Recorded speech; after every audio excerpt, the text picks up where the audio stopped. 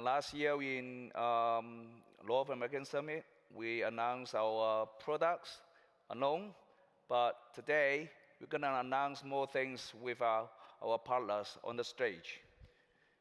So, and today we focus about how do we work with a partner to roll out and hardware device mass produce. So I'm Liang, he's a founder of DeepComputing.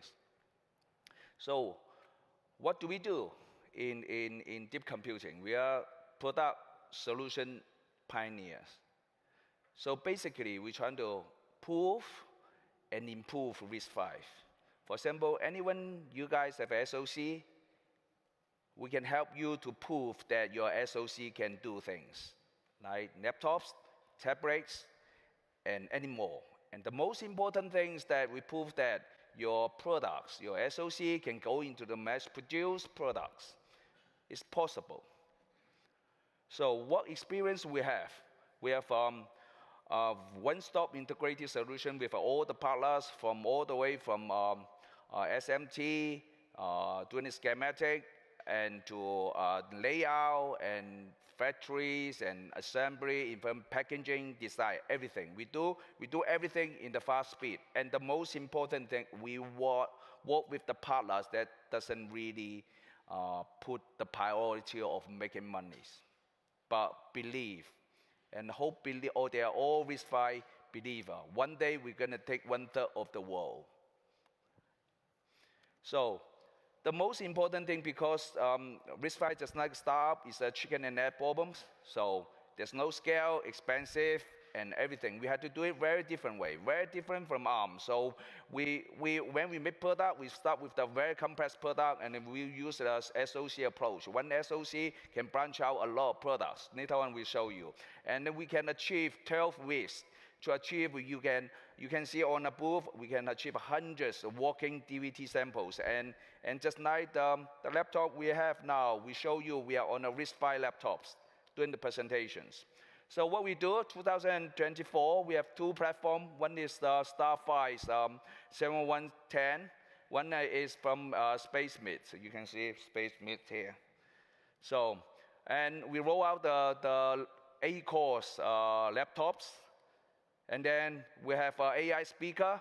So anyone interested in your SoC to making AI and talk to the open AI, come and find us. And then we roll out a development pad and trying to 8-core development, trying to meet the price one below 200 euros.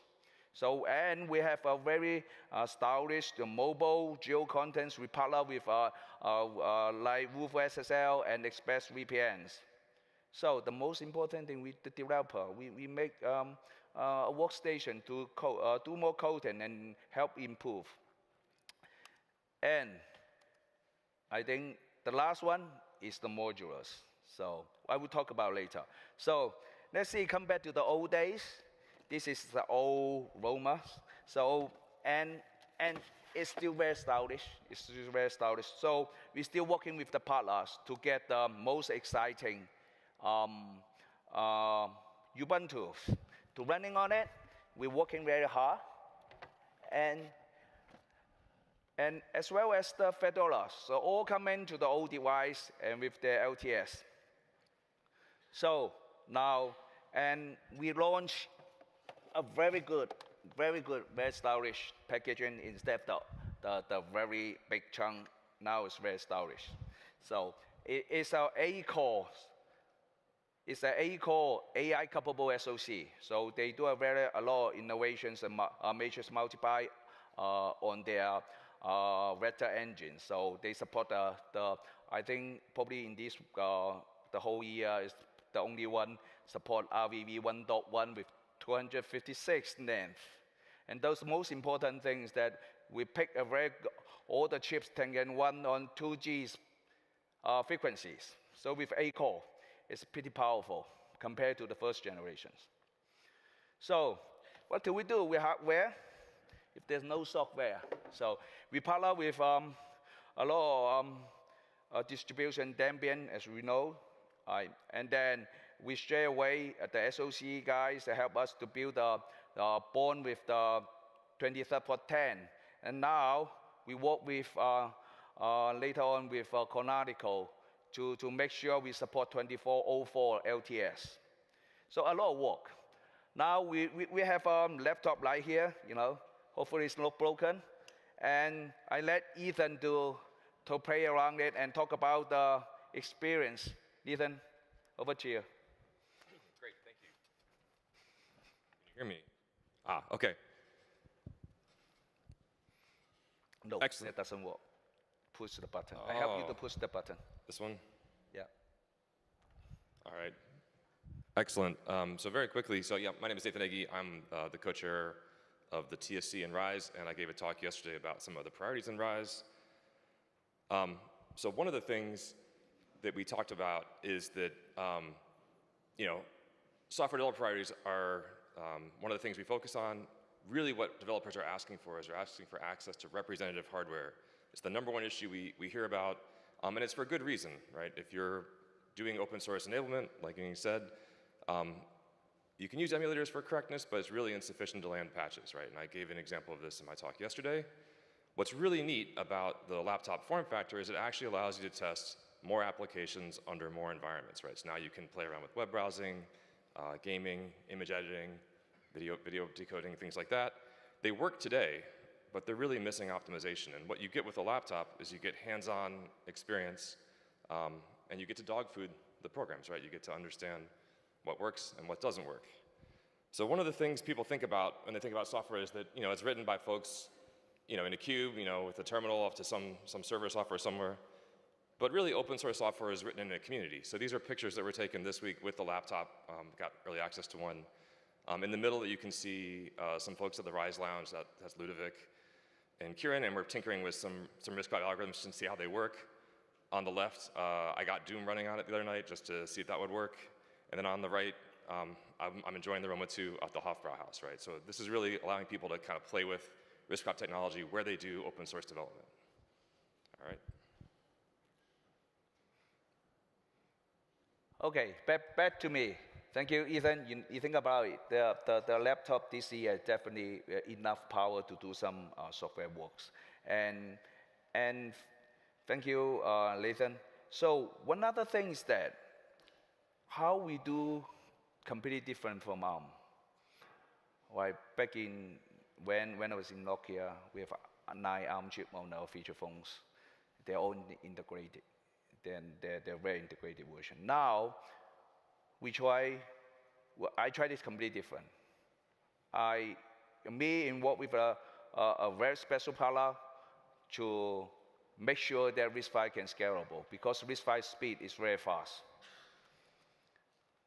So what is that? So we roll out our first motherboard for a modular RISC-V motherboard for framework laptops. So the reason why we're doing it, why modularity matters. RISC-V is in a spiral that chicken and egg, expensive, no scale. Low scale, expensive. So how we break this cycle? Why modularity matters? So RISC-V very fast speed. So last year's 4-core, 20 nanometer. This year going to 6-core, 8-core, and 16-core. And even some of them rolling out 32-core, all into 12 nanometer, and then 7 nanometer, and even 4 nanometer is coming. It's very fast. What can we do? It's very fast. So we want a machine. I don't want to do a laptop. Keep doing the thing is irrelevant to RISC-V. So we just do the board. You can see the photos. You can just change the motherboard. So you can change the 4-core. This year you can change it to 6-core, and 8-core, and 12-core, anything you like. So it's very modular.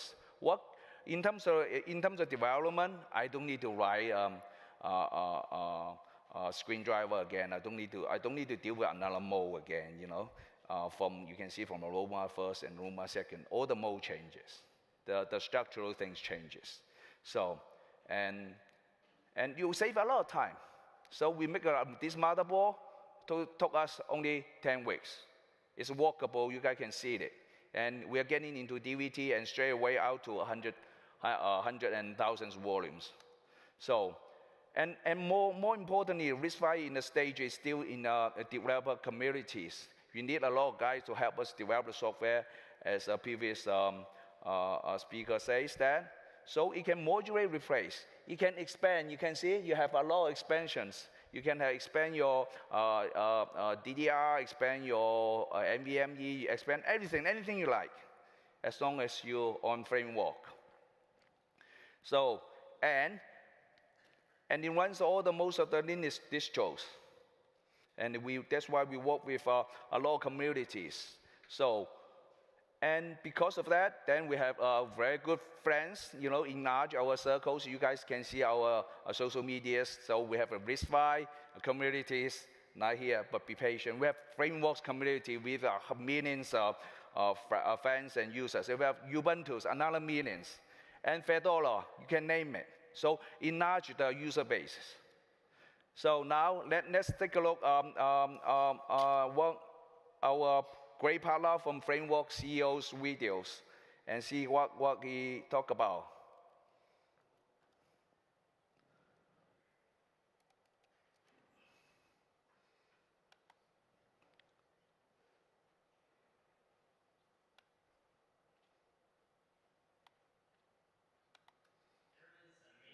Philosophical alignment between RISC-V and framework.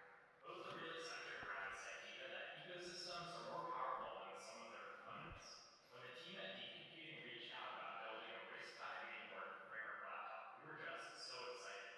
We can't wait to help enable developers, tinkerers, and hobbyists to help extend the breadth and depth of the RISC-V ecosystem. We're really looking forward to getting this namework into all of your hands. You can see what RISC-V is still buggy, right? So make sure we have the know. Be patient with us. We are better. This is very fast. This is the first Chrome version with a hardware accelerations. So that's why we need to roll out the more hardware to Google guys to help us to improve. So we back to the last big chunk. We let our important partners, because this year is a very special year. I hand it over to Gordon, our key partners. All right, it's working now. Sorry for that, everyone. Hey, my name is Gordon, and I'm representing Canonical. We are celebrating actually 20 years of Ubuntu this year. And from desktop to all open source everywhere on every single ISA, that's really our motto going forward, right? But we started really modestly on the desktop in 2004. I hope that a lot of you remember the first CDs that you received and how excited you were about entering the Linux world in the most accessible way possible. But since then, we really grew towards becoming the #1 operating system in all the hyperscalers, as well as the #1 Linux for certain private cloud deployments. We also built Ubuntu Pro that kind of augmented our open source portfolio of support and security services that we're doing. And once again, getting back to that point on every single ISA, why we are here today is really to showcase our commitment to RISC-V. In 2004, we launched that first Ubuntu desktop. And right now, in 2024, together with DeepComputing, we have Ubuntu 2024 really soon on the Roma laptop too. And I think this is a huge milestone, right? Because as Ubuntu started really modestly on the developer desktops, we captured the mind share of young innovators and tinkerers out there. And similar to what Nathan did, a lot of smart people are playing around, improving, breaking things, and continuously using software, right? And I think really that the platforms that DeepComputing is building, they are really going to change how people perceive RISC-V. It's becoming more and more real. People can really do things that they haven't been able to do so far. And that's why we really want to make sure that the whole ecosystem shows their appreciation to DeepComputing and the partner ecosystem. And that's why we are leaning in, really investing in this area. And once again, to echo what Nathan said, basically, the job of all of us here, of the whole RISC-V community, is really collaboration, but it's also making sure that we celebrate moments like this, where devices like this can be seeded all around and capture the mind share of young innovators, developers, and people who will later on contribute to the open source software ecosystem that we will all benefit from. So we might not see these gains immediately today, but you'll be very thankful if you go on LinkedIn and repost everything that Yuning is sharing about his products, about it being available with all the other Linux distributions, and Ubuntu being one of them as the premier partner. So once again, thanks a lot, Yuning, for inviting us here. Thank you, Gordon. Thank you for your help. We've been running just two months, then we got 2404 to running on our product, and then we continue working on it. This year is a very special year. I'm wearing a lot of hat. I like these T-shirts. It's 20 years. So it's 2024. We hopefully RISC-V doesn't take that long, that 20 years. So I thank you for you guys. Thank you.